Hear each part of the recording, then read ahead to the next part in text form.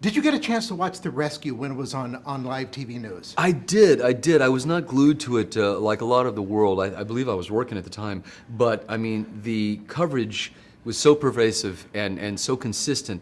And obviously this ordeal went on for 69 days. Yes. That it was, I don't want to say an easy story to follow, but, you know, I would constantly check in. And the developments were always fascinating. Seeing these guys, and one of the things that amazed me and one of the things that I love about the film is that they got the cameras down there. Isn't that amazing? They did. They got the cameras down there. And created an instant celebrity in Mario Sepulveda, which, you know, Antonio Banderas plays. Yes. So what is wonderful about the film is we get to see the effect of the media on the rest of the guys and on the families, you know, up above. I mean, this became a very complicated story, and the fact that it was covered globally becomes a part of the dynamic of the film. In the 33, you do get a sense of how the media affected a mining disaster, almost like in Billy Wilder's Ace in the Hole, if you've ever seen that movie. That was brought up again recently, Kirk Douglas, yes? Yes, There you Kirk go. Douglas. Now, don't be nervous about this. You kissed me in 1988. Did I? Let me explain. Now you're saying this on camera, and my wife is going to give me... On the forehead. But was it good? It was excellent. Well, you remembered it, so it Yeah, obviously the first worked out one is okay. the one you never forget. You were a guest of mine on my VH1 talk show. You were promoting La Bamba. Oh This was my gosh, that's been a few years. Back in 1988. It's been a few years. And so here we meet again, and again you're playing a real life character.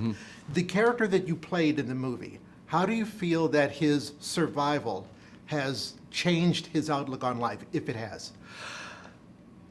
The thing about Luis Ursula is that he's such a constant presence. I mean, he's got such a centeredness about him. Yes. There's this gravitas and this quiet dignity about the man that in some ways I think is unchangeable.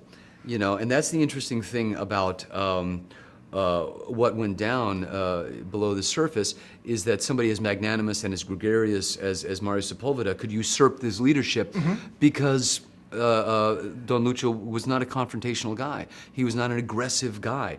And even in meeting him after the fact, I mean, obviously during the filming, Yes. but even at the world premiere in Santiago del Chile, this is a man who does not want the spotlight. He's not comfortable talking about himself. He almost didn't see the film because you know he didn't want the attention. Mike Medavoy had to talk him into coming to the movie. Really? And so there's a great deal of humility there, an amazing amount of humbleness, and I think he's one of the ones, thank God, who has gotten on with his life. He's doing okay. This is not necessarily the case with a lot of the miners. I mean, there's PTSD. Right.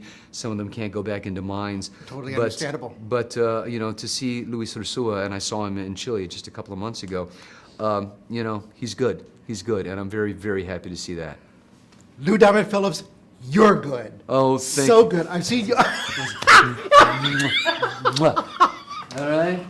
There you go. I'm not a love him and leave him kind of guy. Thank you so I'm much. consistent. I'll leave the money on the dresser. Excellent.